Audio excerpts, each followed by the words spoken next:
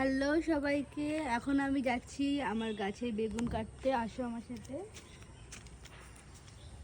এই যে এটা দেখিয়ে দে একটুখানি, এটা হচ্ছে আমাদের বেগুন গাছ।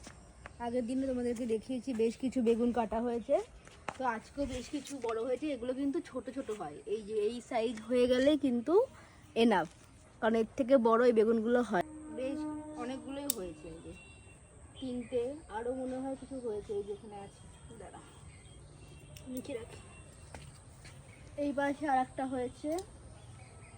বেগুন গাছে কাটা অনেক বেশি থাকে, দেখি আর আছে কিনা। আগের দিনও এরকম 3-4টে, ও একটা আছে।